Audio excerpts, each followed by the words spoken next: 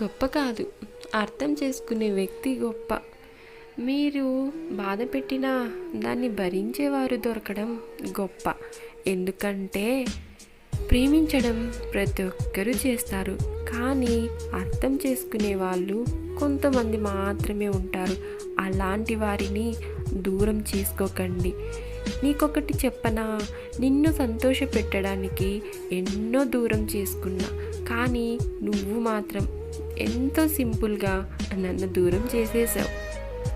మనిద్దరి మధ్య బంధం ఏర్పడడానికి ఎంతో సమయం పట్టింది, కానీ ఒక్క నిమిషం సమయంలోనే బంధాన్ని తుడిచేసావు బుజ్జి.